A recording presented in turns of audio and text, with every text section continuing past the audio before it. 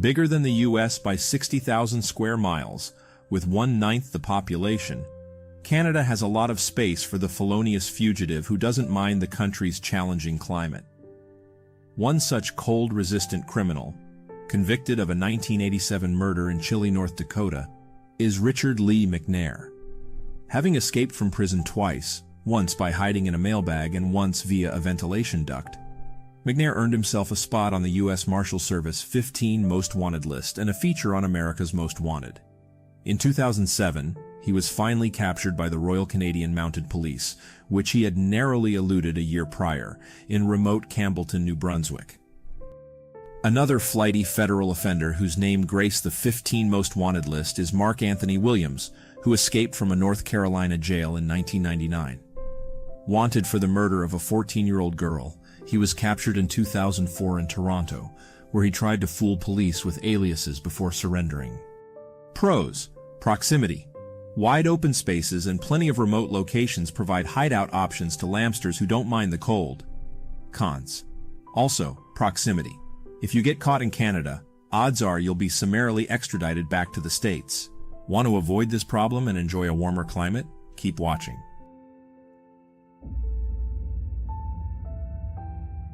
Notoriously at odds with the U.S., Cuba has granted political asylum to some of America's most wanted criminals. Among them is Assata Shakur, also known as Joanne Chesimard, a political radical and former member of the Black Panther Party and the militant Black Liberation Army, who in 1979 broke out of a New Jersey prison where she was serving a life sentence for assault, armed robbery, and aiding and abetting the murder of a New Jersey state trooper. Shakur lived in hiding in the New York area until fleeing to Cuba in 1984, where she was granted political asylum that same year. Extradition attempts have failed, and Shakur, classified by the FBI as a domestic terrorist, continues to live in Cuba, where she has written and published several books. Another notable activist who found asylum in Havana is Guillermo Morales, a member of a militant Puerto Rican separatist movement who lost 9 fingers and an eye when a bomb he was assembling exploded in 1978. Facing 89 years in prison for illegal firearms possession, Morales managed to escape through an open window in the Bellevue hospital ward where he was being kept under police custody by using a rope made of elastic bandages to rappel 3 stories. Pros: with no extradition treaty between Cuba and the U.S., you'll have better chances of being able to comfortably enjoy the island's rich cuisine and culture, especially if you can pass for an anti-American revolutionary. Cons: Cuba has sent back some fugitives like Joseph Ajmi, who, 40 years after jumping bail during his 1963 mail fraud trial, was jailed in Cuba at the age of 71, and then delivered back to his native Miami, where he was sentenced to 1 year and 1 day in prison. Rock spiders are also out of luck in Cuba. Mortgage finance expert Leonard Auerbach, 61, who faced charges of a special kind of sex tourism, production, and possession of that same special kind of pornography, and engaging in illicit sexual acts in foreign places, fled to Cuba from California, hoping to find asylum there. Cuban officials, however, citing the grave nature of the charges against him, sent Auerbach back to the States where he pleaded guilty to the charges.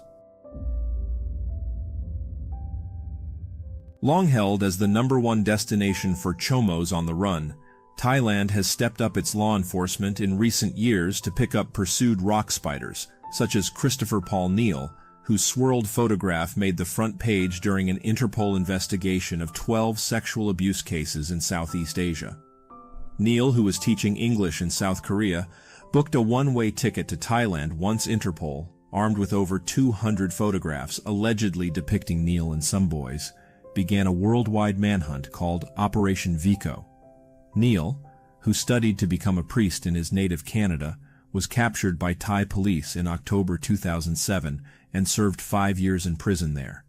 He was arrested several more times for owning that special kind of pornography on his computer and smartphone. He now lives in Vancouver under strict conditions, being banned from using any kind of device that can connect to the internet. Another man caught in Thailand was Darren Ray Castleberry, 41, who was wanted in Texas on 6 charges of aggravated sexual assault, 2 of them involving his own daughters.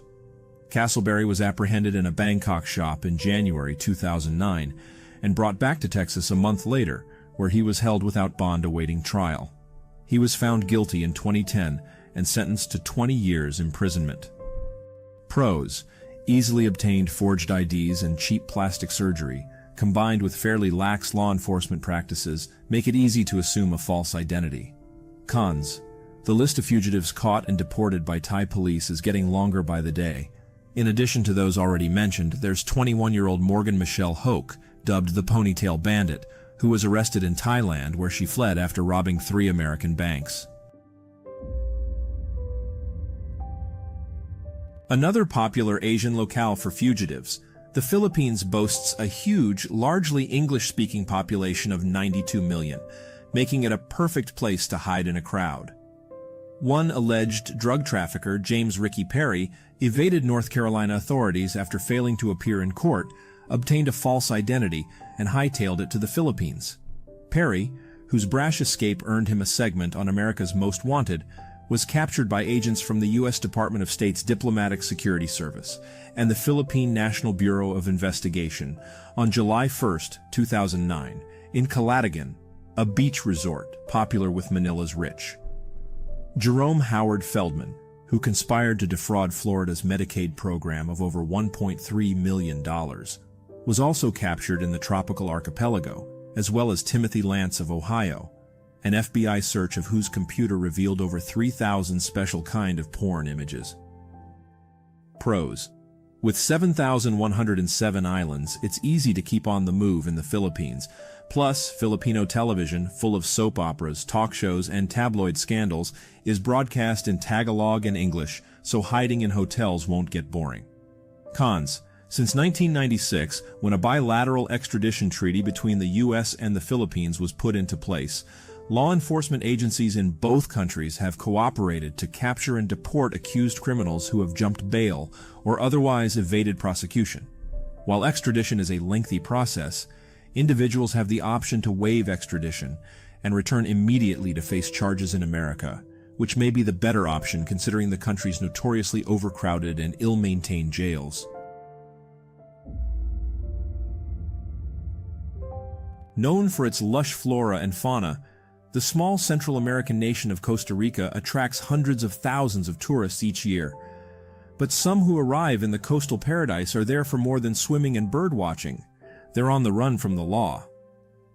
Wanted for the stabbing murder of his 87-year-old aunt Anna Mae Branson in Kentucky, Russell Winstead was arrested in a San Jose casino in 2005 following a tip to America's Most Wanted. After 9 months in a Costa Rican jail, Winstead was extradited to the U.S. New Mexico man Nicholas Himmelsbach, 26, accused of assault, criminal damage, and conspiracy to commit murder, was also caught in Costa Rica, where he put up a struggle that caused minor injuries to officers. Pros: a beautiful landscape and tropical climate can relax the mind and heal the spirits of those plagued by guilt. Hailed as the world's greenest country by the New Economics Foundation, Costa Rica offers a quality of life that surpasses other close-by potential fugitive destinations. English is spoken widely, so law evaders can feel at home while on the lam. Cons: according to an Interpol report, a large number of foreign fugitives are captured in Costa Rica each year, and thanks to cooperation between Interpol and Costa Rican intelligence and security police, this is one of the worst destinations to choose as a fugitive. Although traditionally more popular with European runaways, a former Wall Street broker who escaped house arrest in the United States was found in the coastal city of Mirabella on July 16, 2009. A corporate vice president at Credit Suisse in New York, Julian Zolov, was charged with security fraud. Working with a partner, Zolov defrauded customers by purchasing over $1 billion in securities backed by subprime mortgages, not student loans, as the customers were led to believe. Dubbed the Costa del Crime by tabloids, the area around Malaga on Spain's southern coast has long been a destination for British expatriates wanting to retire from a life of crime to the beautiful region. When an extradition treaty between Spain and the UK collapsed in 1978, British bandits began to flock there to avoid prosecution and continued to do so even though the treaty was restored in 1985. Kenneth Noy, who had served time for his involvement in laundering the proceeds of the 1983 Brinks Mat gold bullion robbery, was wanted for the 1996 stabbing death of 21-year-old Stephen Cameron. He was found hiding in Spain 2 years later and was sentenced to life behind bars for murder in the UK. Kenneth Noy was eventually released on license from the murder sentence in 2019. Pros: with a thriving community of shady Britons, you'll always have someone interesting to talk shop with. Cons: Malaga isn't only home to criminal retirees. According to Britain's Serious Organized Crime Agency, the area is being used by Britain's most wanted to conduct international criminal dealings, namely drug trafficking. This activity led to a Spain-UK cooperative crackdown called Operation Captura, which, with its self-explanatory name, may make your stay in sunny Spain short-lived. Home is where the drugs are for the many who flee to Amsterdam while facing drug-related charges elsewhere. In December 2007, Australia's most wanted fugitive, known in Melbourne's underworld only as Supergrass, was arrested while trying to board a plane in Amsterdam. Having become an informant after being arrested with 2 kilos of cocaine, the former drug dealer to A-list stars and crooked cops was allowed to leave the country on the condition that he return to give evidence. The one-time nightclub bouncer, whose name was suppressed following a court order, never came back until his arrest 3 years later. Also busted in Holland's capital city was American Lee Rushing, who was finally arrested in 2008 after being on the run following the collapse of a 1992 conspiracy in which he and 3 others imported 50,000 pounds of hashish into Washington state via boat. Pros: networking opportunities abound for drug dealers. While personal use amounts of soft drugs are legal, production, stocking, and selling of hard drugs is not, so infiltrating the underworld may take some time. In an effort to protect children from drug dealers, Zeeburg, a suburb of Amsterdam, imposed an experimental program in which special street coaches send kids roaming the streets home after 10 p.m. This means no irksome teens chatting and texting nearby when you're trying to conduct late-night business. Cons: Amsterdam's approach to drugs is not as lax as some think. Local law enforcement cracks down hard on distribution operations. On the bright side, it's one of the most bicycle-friendly cities in the world, so your final attempt at a getaway can at least be eco-friendly.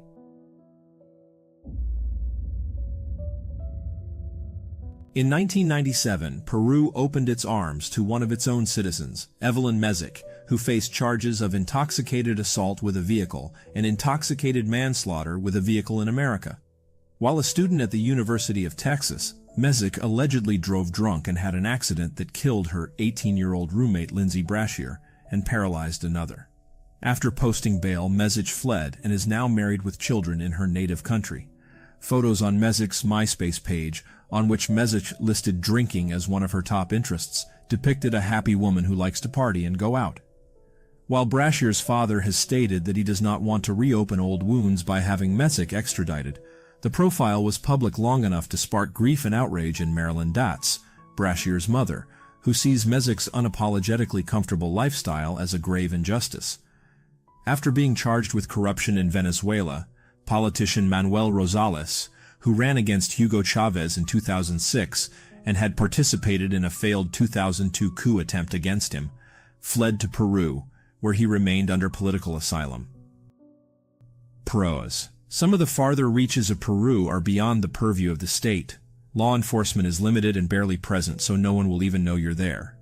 Cons: bilateral relations between Peru and the US are quite good, so if they do find you, and you're not a Peruvian citizen like Mesick, back to the States you go.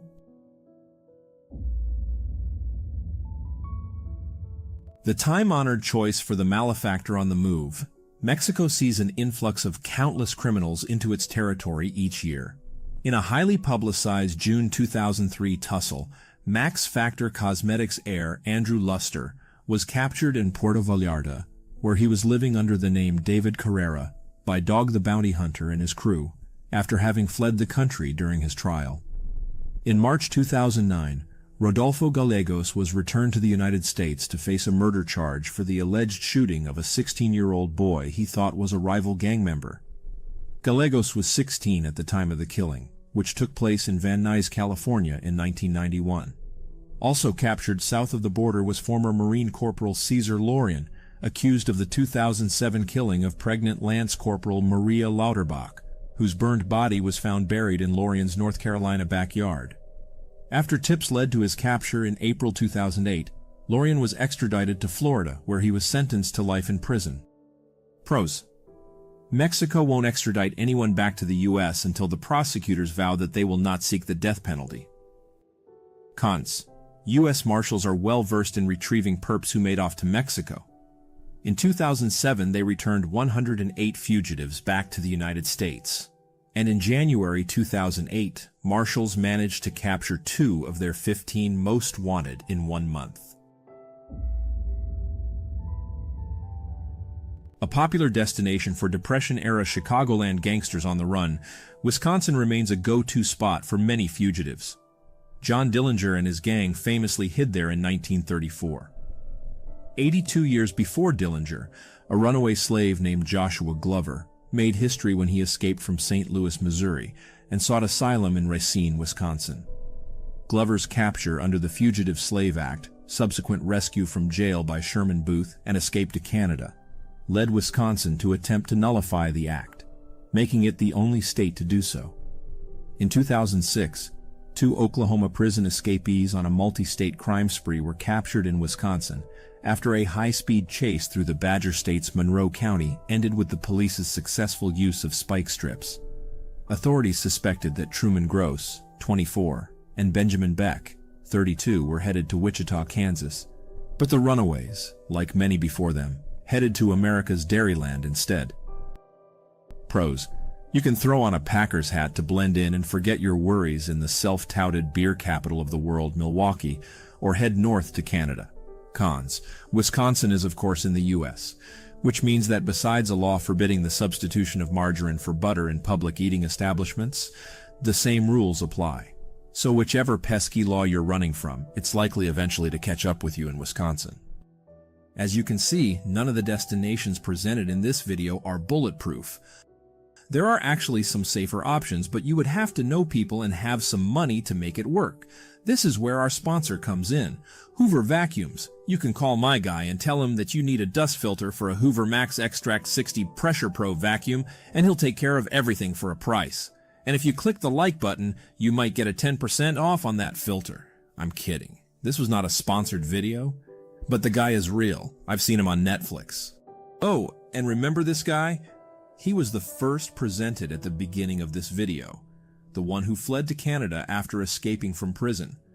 The following 10 minutes show the encounter with a police officer who was looking for him, but he managed to convince him he was someone else and walked away. Devil. Is he?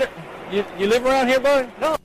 Where you live at? Down the road by Pineville. Pineville? Uh-huh. Okay. Do you have any form of identification on you? No, man. What's your name? Robert Jones. Robert Jones? Uh-huh. Why, I'm not supposed to be on the tracks? No, that's not the problem right now. What's your address? I don't have an address. I'm at the hotel. We're working on houses and stuff like that, the roofing. Roofing? Yep. Okay. For my brother. All right. What is? We got an escapee. Oh, shit. Where from? Prison. There's a prison here? Yeah. Huh. Man, it's hot. Hey, this is Carl. Subject wear glasses?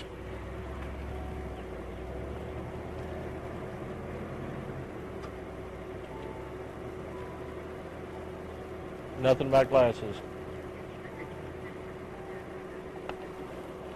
Can you find out? I'm out with a white male on the tracks at Gilly Williams. You can call my little brother.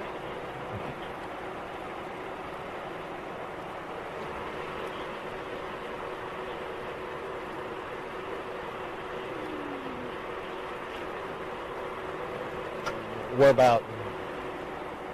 take your glove off?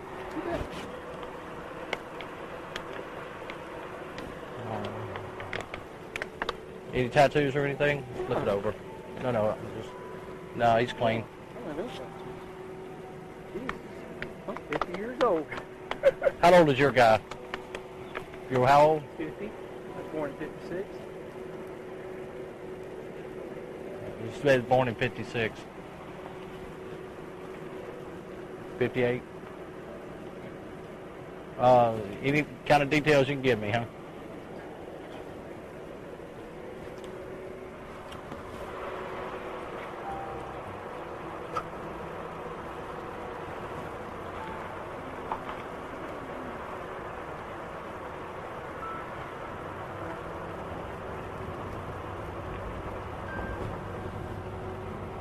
Colors you got? Green, well, kind of a turquoise blue. Turquoise blue? Yeah. You want to give me some more? Call my little brother, man. Do I? No, it's not.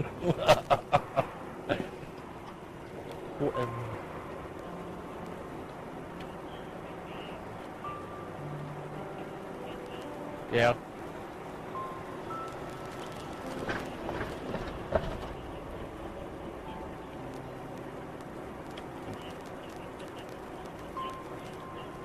Yeah.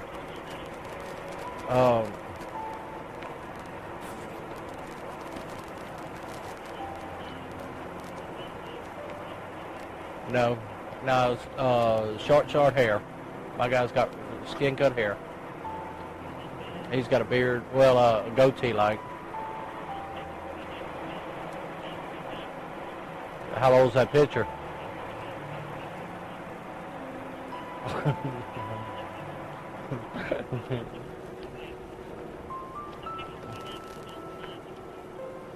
Yeah, I know. I got the same thing. You can't see shit on it.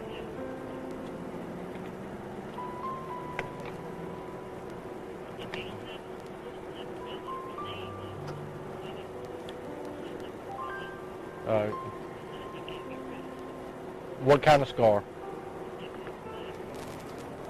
Okay.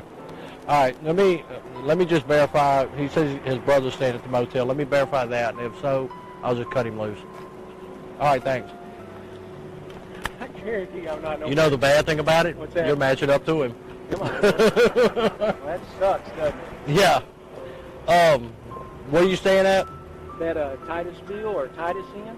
Titus Inn, little old. Where's that at? I don't even know the address. We just got into town about a week ago, and he dropped me off to jog. I always jog about 12 miles a day. Where'd he drop you off at? Up there on that road by, there's some construction going on up there, some houses. And he dropped me off, and he'll be back at the hotel in about probably 10 minutes, 15 minutes. Who y'all work for? It's his, I know. What's the name of the company? Phil's Roofing.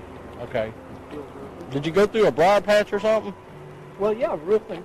I always roof in shorts and cut my scratching up on, the roofing. That's why your knees are all cut up? Yeah. Or y'all got pads? Huh? Y'all wear pads? Too hot. They rub the pads rub your back of your legs and stuff. Where are you from? Huh? We're originally Dallas, Texas. I mean, that's where y'all stay where we're out of. out of Dallas, Texas? What's your name again? Jimmy Jones.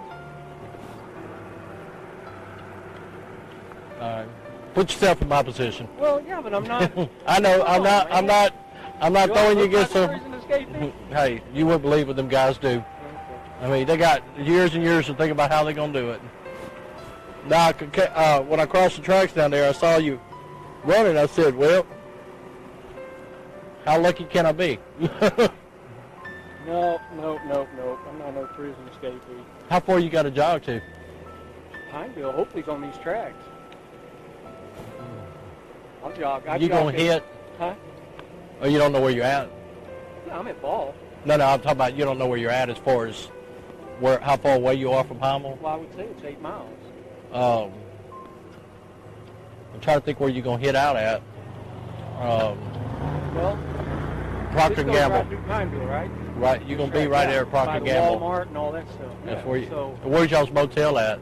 okay, Let me think now, because like I say, fuel always drives. Okay, Walmart's right there. Go right at Walmart, and there's a road. Is it 165? Right. 165 that goes south, and we're about 3 blocks south. Code 4. Little old tiny hotel. I mean, it's clean, but it's family owned. Little old tiny hotel. Yeah, you know, like a motel deal. You park up there, and there's we've got a camper, and we were trying to get into the camper place, but we didn't get into the camper place yet. There's a camper place between Pineville, and what's the next town? Alexander? No, Alexander's the other way. You got Ball, Powell, Tioga? I think that's Tioga. There's a little, you drive down the road down, and there's a place for campers and stuff. And that's where we usually stay, but we couldn't get in there.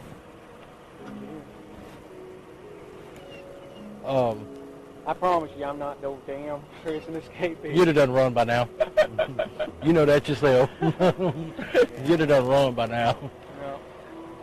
Well, if you can't verify me, I'll be at the... Did you see anybody or anything? There's some kids up there playing. That's all you saw? Yeah, the kids. Was that you that blew your siren? There's a siren, and then some kids were screaming, some little kids playing on the tracks. And the guy... probably told them to get off of them. Oh, did you? Well... Can I jog on them? Because this I don't care, okay, personally. That's the only way I know how to get back. Don't get run over by a train. There isn't any. That's why I picked this. I'm sure you can hear him way in advance. Yeah, but that's why these are rusted, right? What, a train? They go down this road? Oh, yeah. Oh, shit. See, I saw it rusted, and I thought, hell, I can jog on this. Oh, yeah. Oh, okay. Oh, yeah, they'll come. Not as much as our other track. Other track about every Thank hour. you, sir. I'm sorry to have to hold you up. But Hey, no, I'm just doing my job, man. I know you are. But, yeah, just be careful. You'll probably get stopped again, okay? Don't be alarmed by it. Borderline, yeah. Okay, and you'll be on till, well, this shift. I'll be on until we find this on gun. Well, my dad's an auxiliary detective.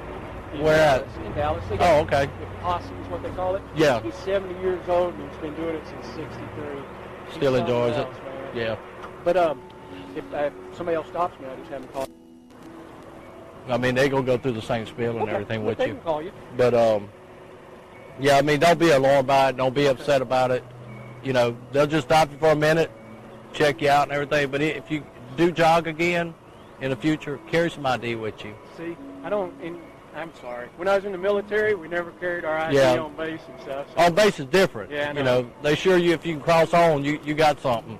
Yep. But out here, you're in civilian life, you know. Were you in the military? No, I wasn't. I'm retired Army. But, yeah, in the future, if you're going to jog again, that way, I mean, if you get run over by a train, I know who you are. I don't have to start second-guessing who he is, you know. Can you write down your phone number, your cell phone number, so I can have whoever call you? Just call. You got a cell phone with you? No, hell no. I don't even have a cell phone or anything. Just call 911 is all you got to do, and they'll get a hold of us. All right. That's our quick line there. You have a good day now. Be careful, buddy. Thank you. All right.